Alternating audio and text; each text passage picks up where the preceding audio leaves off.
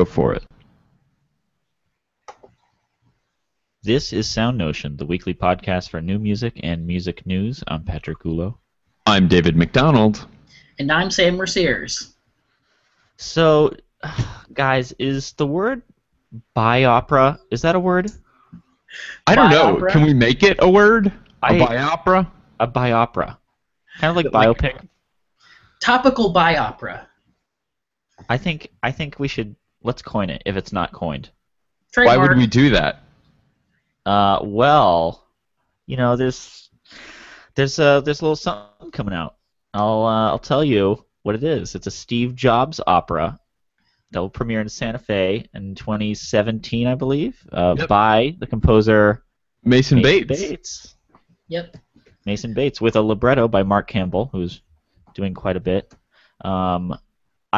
If there is to be a Steve Jobs opera, I feel confident that Mason Bates is the right composer for it.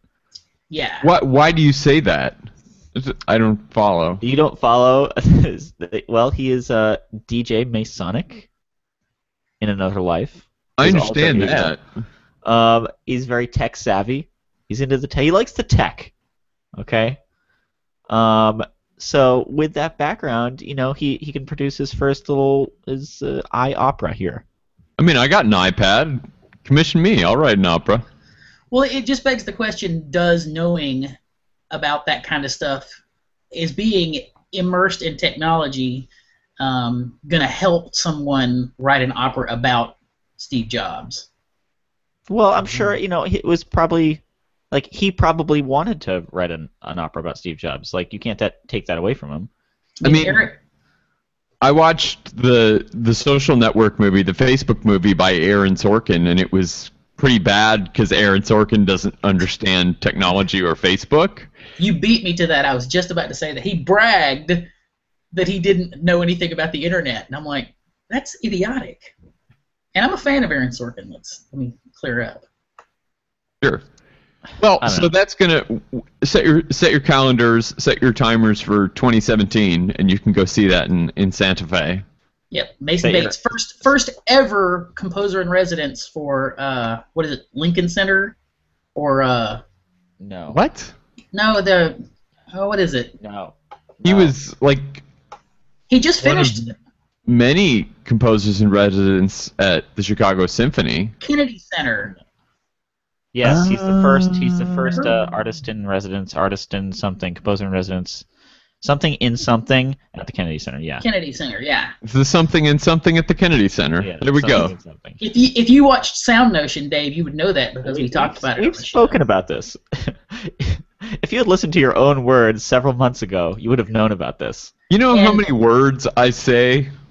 A lot. I don't listen to most of them. It would be exhausting. Okay, all right. I would like to second the request of Zachary Wolf at the New York Times, who said, "Just don't call it opera." Yes, let's please do not call it opera. Not because it's stupid, but because intercaps are horrible. Speaking of white people, there's more opera news. There's more opera news this week. See how I deliberately didn't take the correct transition there? Yeah. There's more opera news this week. From the Metropolitan Opera in New York City, we learned that this coming production of Verdi's Otello, which they will be giving in the 2015-2016 season, will be the first production of Verdi's Otello in the 120-ish year history of the company with that work that does not involve blackface makeup, which is stunning. Absolutely stunning. I was talking to a friend about this the other day, and my friend said, wait, 2015 is when they're coming to this decision? When was the last time they performed this opera? Right? Because, I mean, if you're thinking maybe they just haven't performed it in the last 70 years, then maybe that would make sense. Well, that's actually not true because it's Otello and is kind of on the 5-year plan at the Met. They've actually performed it as recently as the 2012-2013 season. with blackface makeup, which is really, really creepy. I don't know if there's really a lot else to say about that. Do you guys feel that this is a problem for audiences, that they're going to see a character who, I mean, the whole point of the character is that he looks different than the people around him. Do you think it's going to be an issue for audiences if the Othello character is being played by a European? Well, I think that they can use everything else in their, wardrobe arsenal to make it clear that he's different than the people who are around him. His style of dress, et cetera, et cetera, et cetera. It's interesting, when I read this, I'm like, oh, and I posted it, and a lot of people were talking about it on social media. It's weird to watch these very liberal people having very careful conversations about this. Some people were saying, well, what are they going to do if you hire a white person and they're supposed to look black? And and they would say, and I don't think there's anything wrong with it. Then I would point out, I don't think it matters if you are offended by it, if you know what I mean. I think some people say hire, like, if there's a role where there's a black person, hire a black person to do it. Yeah, that was a commonly expressed. I mean, this is the thing that I think Peter Gelb was saying. There's somebody quoted somewhere that the part is like so incredibly difficult that you can't play the game of just trying to find someone completely based on race, and like it's not as simple to just, like, the pool is very small apparently. Right. Well, I think that's true of lots of things, but if you're the Metropolitan Opera, you have your pick of singers in the world, I would think, right? I mean, the University of Alabama gets their pick of the best football players in the United States that are coming out of high school because they're friggin' Alabama. And you can say, yeah, Tennessee has to fight for the best recruits, but really Alabama doesn't have to look that hard. What were you going to say, Sam? Nothing. Are you laughing at my opera and football analogy? No, I was booing Alabama and then said "Go Vols." Oh, sorry. I have to not say that. I have to not say that too loudly in the state. Yeah, whatever. They'll kick you out eventually. It's only a matter of time. They're going to find out. You can't keep that kind of thing a secret forever. But anyway, Metropolitan Opera General Manager Peter Gelb expressed their, the same thing that everybody says in these situations, the commitment to colorblind casting, blah, blah, blah. I think it is, I mean, sure, you could find a black tenor every time you wanted to perform Othello, but that is not colorblind casting either, right? Yeah. Because then you have this Latvian tenor that wants to perform Othello, and I'm sure he's going to be great. And that wasn't just a country I pulled out of my butt. That's actually the tenor that's going to play Othello is Alexandrs Antonenko, who is a Latvian guy, and the statement is, quote, will not wear dark makeup in the Met's production. Well, to me also, it's not like we're telling a new story. It's not like we have to be careful about unfolding the exposition so people don't miss the nuance of this and that and the other. I mean, this is a rerun for everybody involved. We know who the person is. We know the significance of where he's from in the plot, et cetera, et cetera. I don't think we have to resort to blackface to make sure people get it, Well, and I also think that opera audiences are kind of trained to suspend their disbelief pretty seriously for a long period of time, right? We're already in a world where people sing constantly, and there's an orchestra, and in lots of operas there's magic, and in lots of operas there is, I mean, when you watch one of these operas that has the mistaken identity gambit, like, the person looks identical and they're wearing a mask that covers a third of their face. Yeah.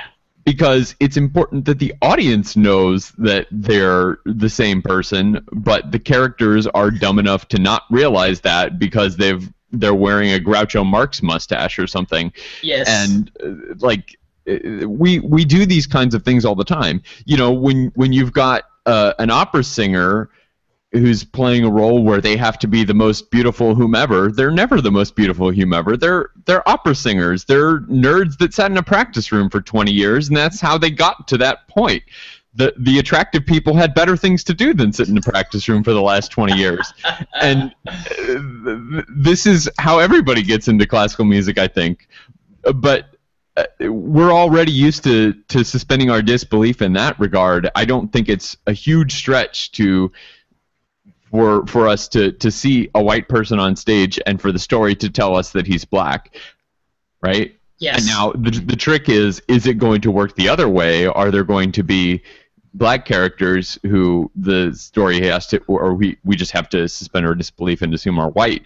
For most operas, that doesn't matter. You can just have a black, Eric Owens was Alberic in the much maligned production of The Ring Cycle at the Met a few years ago, and he was awesome.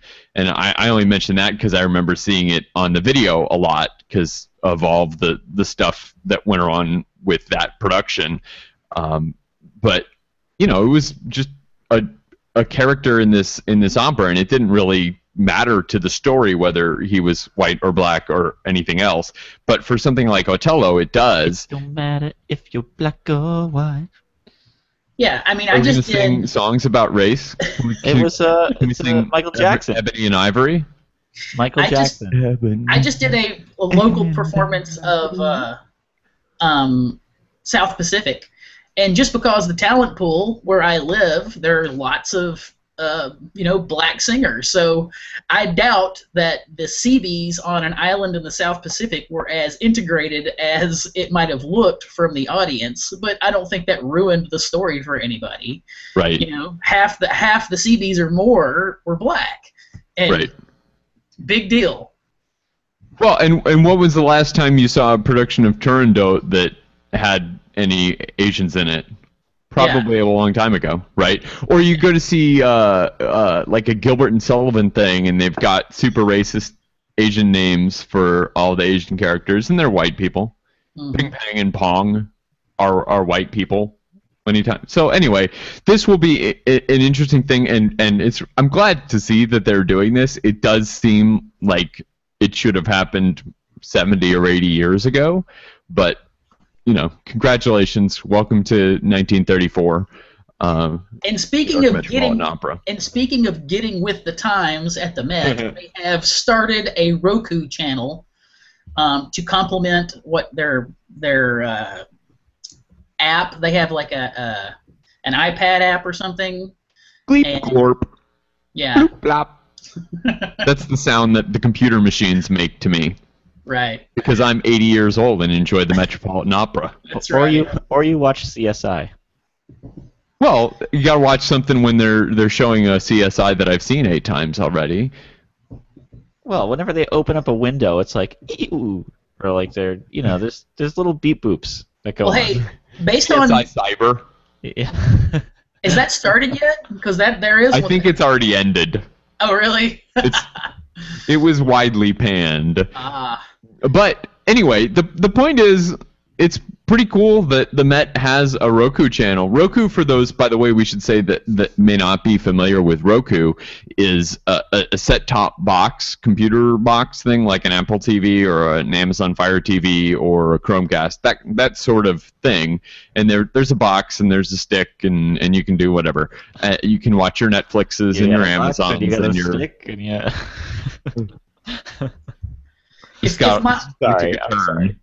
If my in-laws are any gauge whatsoever, Roku is pretty popular with the baby boomer set. Oh, I know. My mom too. I don't know what they've done how they to market watch it that Netflix. way. That's right. So that'll be pretty cool for all those people that have not been able to watch their Metropolitan Opera Family whatever HD stream thing. And actually, we should say, if we haven't mentioned it lately, the Metropolitan Opera streaming service is pretty good. It's pretty cool that you can subscribe to this thing and run back through, 20 years, 30 years of Met Opera video broadcasts and much, much longer than that of radio broadcasts, which are pretty high-quality productions. and it is a little pricey, but it's a niche thing. It's like I think it's $20 a month, where most of these things are about $10 a month. But for what you get, I think it's pretty impressive. This is stuff that you can't get pretty much any other way, unless you buy the DVDs, which themselves are wicked expensive. If you've ever looked at buying a DVD of a Met production, Wicked expensive. wicked expensive. Wicked You know expensive. what also is wicked expensive? What? Licensing Happy Birthday. Yeah, get out the checkbook, Dave. Happy birthday. Oh, gotta stop. That's a quote. We are commenting on a news story. Fair use. This is fair use. Duly We're- noted. Yeah. The battle rages on over Happy Birthday. There is a somewhat new development. It came out, I'm not sure exactly when this surfaced, but there has been an actual document that people who are fighting the Happy Birthday, for the Happy Birthday cause, say proves that it was out there and righted? How do you say Righted. that? Copyrighted. Copyrighted. It's because it's right with R-I-G-H-T, Yeah. not W-R-I-T-E. Yeah, it just feels weird to say it that way. It was copyrighted well before the 1935 copyright that Warner Brothers uses as their benchmark. I've got that right. It is Warner Brothers. they isn't say- it? Warner This other- Chapel. Warner Chapel, yeah. There's this other document that they say is their ace in the hole, I guess. Well, so there's like the document itself that they have gives them about 3 or 4 different ways of working around Warner's copyright claim. We should say, I'm sure a lot of people in the audience are familiar. In case you are listening to this and you're not familiar, Warner Chapel claims to have the copyright on Happy Birthday to You, the one that you actually sing with your family and friends, not the thing that they sing for you at most chain restaurants. But the thing is, most scholars think they don't have it. We all just have to pretend like they have the copyright, because if we don't, then they'll sue us, and they've got a lot more money than pretty much anybody else that wants to use Happy Birthday. So we've all just been pretending for the last 60 years. And there's a filmmaker who's making a documentary. Her name is Jennifer Nelson.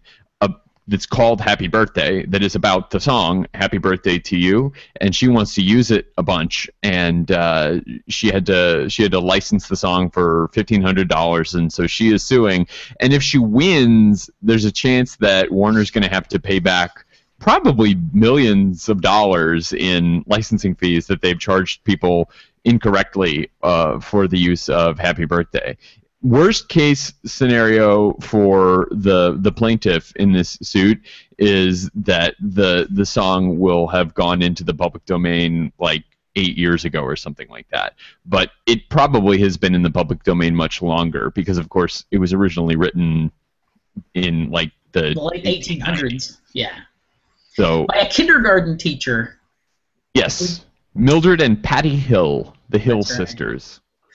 Yeah, and one of the things that the article talks about is how people really consider it a folk song. I mean, it's just, beyond all the legal arguments, it's just a tragedy that this thing, which is an American folk song, is not usable in the way it should be.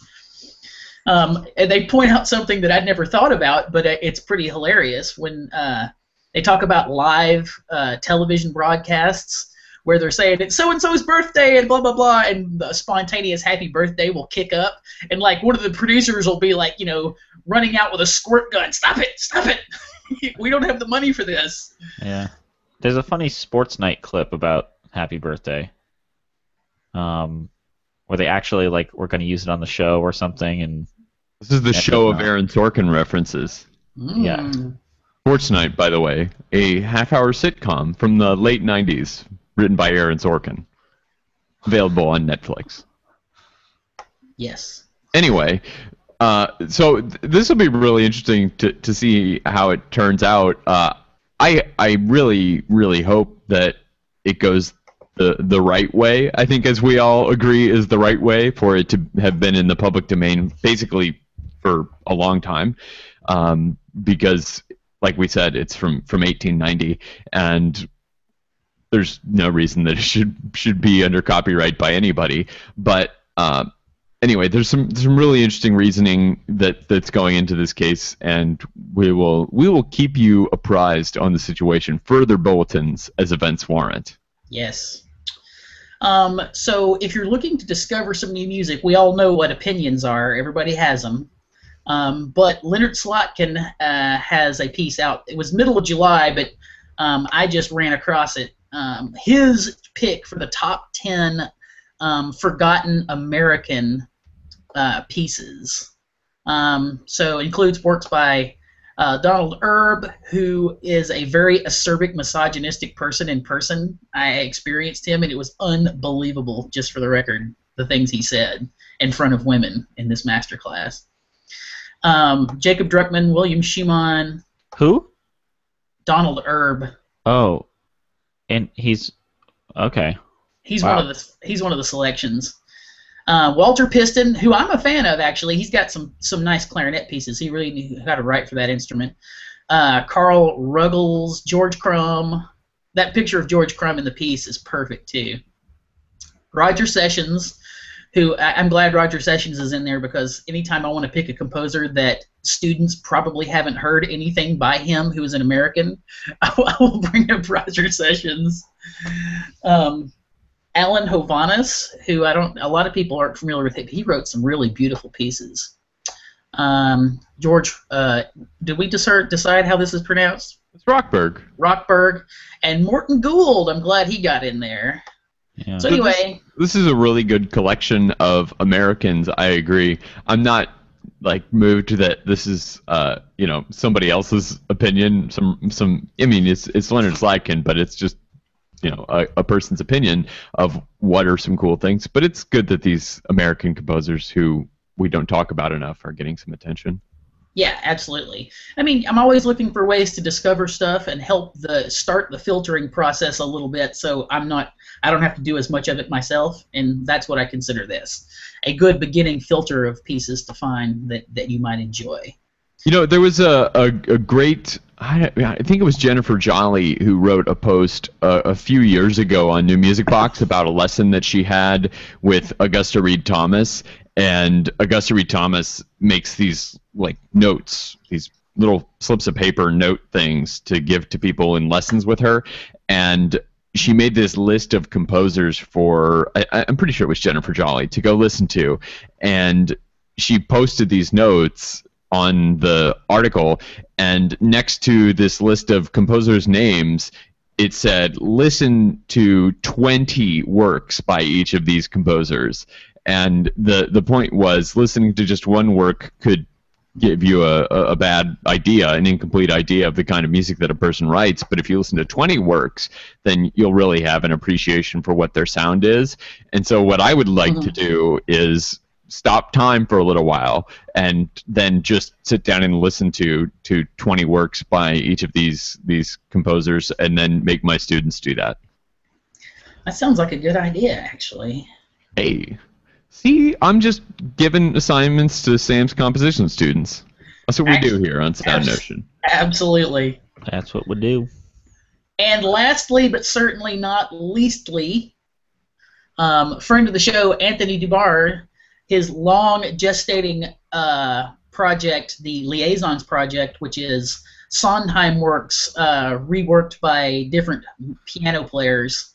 No, different composers. Different composers, excuse me. Or solo piano. Or solo piano, excuse me. Drops September 25th at long last. I'm actually looking very forward to that. It's going to be cool. I'm a big Sondheim nerd. Yeah, I'm gonna spend the actual money and get that one. You're gonna get it in an LP or something? I don't understand. No, I'm not going to just rely on trying to find it streaming or through some nefarious avenue. Although finding that kind of thing through nefarious avenues is basically impossible. It's not like Taylor Swift or something, It's unlikely to fall off the back of a truck. Yes. So I'm very much looking forward to that, and I'm a big fan of several of the piano players too. So I really am looking forward to this. And we should actually mention that Anthony DeMar was on a previous episode of SoundNotion talking about this project, like a super way previous episode of SoundNotion talking about this project. Like it might even be a double-digit episode. I'll dig it up and put a link in the notes too. It was an old video episode, and we were doing it on Skype, and he was on Wi-Fi in his apartment, and you guys remember this? Yes. He was on Wi-Fi in his apartment, and he's like, "Oh, I'll show you guys what this thing sounds like," because he was sitting near the piano. So he brings his MacBook over near the piano and sets it up on a table and like turns around and plays. And there's no microphone, and it sounds not great to begin with. But then he has some bandwidth issues, and Skype does this really weird, like, tape distortion stretching thing with his audio, and it sounds like, you know, you're adjusting the tape speed knob on an old cassette player, and it was really weird. But it was cool. We should sample that and write a piece. There we go. That's another project for my composition students. Yes. I'm really looking out of SoundNotion samples. I'm looking the most forward to the Ethan Iverson. I forgot what piece he's doing, but whatever it is, it's going to be cool. The piano player for the Bad Plus. There are lots of really cool composers on the project. The guy who has individual brains in each hand. I mean, piano players have hand independence, obviously, but he does crazy, crazy, weird stuff where, like, he's playing 2 different songs with each hand. If you've heard their recording, and I know Sam has, this is for somebody listening, if you've heard their recording of Iron Man on the Bad Plus, the introduction where he's like doing this crazy noodly thing in the right hand while the left hand just starts playing Iron Man in octaves, it's insane that this is one person. I would have not believed. Somebody had to tell me. That was one of the first Bad Plus recordings I heard, and somebody had to explain to me that that was one person in one take. Yeah. So that Sondheim project finally coming out, and we're looking forward to it. And speaking of Sondheim, it was inevitable. Last night, I, who am not the biggest DCI fan in the world, sat in a theater and watched the DCI finals, the whole thing. And congratulations to the Blue Devils, who won with a show called Ink, made up in reference to like storytelling and fairy tales. And the show was made up almost completely of Sondheim pieces. And just very awesome visually and great musically, and playing that well in tune with that smooth of a sound while jogging around on a football field while it's totally not my bag is pretty dang impressive. I think it's pretty cool. Yeah. I'd also like to say congratulations to the Righteous Girls who had their CD release party on Friday. It was very good. Very good. Were you there? I was there. You're so cool. Was it in the city, Patrick? It was in the city. It was at Joe's Pub. Oh, God. It was at Joe's Pub. But, man, they... That's for the people who think LPR is you know, past its prime. They used to go to LPR, but now everybody goes to LPR, so now they go to Joe's. No, no, it's a little bit different. Well, you can only fit maybe, like tops, you could probably fit like 4 people on the stage of Joe's Pub. It's really small. I've played plenty of gigs like that where the tops you could fit is 4 people, but there were 8 people on stage. Yeah. Somehow. Anyways, they were absolutely incredible. Absolutely incredible. They did the whole album. Nice. Sweet. Anyway, that's going to do it for this week's episode of SoundNotion. It's another quick one this week because we're busy people. Sorry about that. Actually, I'm not sorry. You get another half an hour back. Congratulations. That's You're right. welcome. Spend that time wisely. It's spinning the short show. We're marketers here. Anyway, thank you for watching. We appreciate it. You can find links to all of the things that we talked about and other things that maybe we didn't talk about at soundnotion.tv/SN. It's whatever Sam decides to put in the list of links this week. It could be a list of links to DCI. It could be I don't know. What's a good link you could put in there, Sam? I don't know. It could be a link to the Met Opera archives in which we learn that they last performed Otello in 2012-2013 with blackface in 2013. because whatever. Anyway, you can find those at soundnotion.tv/SN. You can connect with us on all of the social media things that we're on. We are not on Snapchat. Do not look for our Snapchat stories because we don't have any. We're not but on you can Tinder. find us on Twitter. You cannot find us on Tinder. Though there was a country artist that just released a single on Tinder. How do you release a single on I Tinder? have no idea. I just read about it. He's Blake, single? It might have been Blake Shelton. Yeah, maybe it's that kind of single, eh? Yeah. So anyway, we're not on Snapchat. We're not on Tinder. We're not on Instagram. We're not on Pinterest. We're not on Ello. Like everyone, we're not on. We're not on. We're definitely not on app.net. But we are on Twitter and Facebook. We're not on FidoNet, but we are on Twitter. We are on Facebook. You can find us at SoundNotion. I'm at Dave McDowell. Sam is at Housegoing. Patrick is at Vox Shibuya. If you want to talk to us individually on Twitter. I changed it to at Pat Gullo, actually. Oh, sorry. At Pat Gullo. Which makes a lot more sense than whatever that thing you had before. It was his Japanese DJ electronica name. Yeah. Ah. That lasted a hot month. Yeah. It was his Japanese electronica name that also had a Latin word. Yes. It was an appropriate Latin word. All right. Well, we're busy wrapping the show. You guys can discuss Latin and Japanese things after the wrap. SoundNotion.tv/N. Thank you so much for being with us this week, and we'll see you back next week. Go Blue Devils. I like something in something. Something and something. Little something something. There was another core. It might have been Blue Coats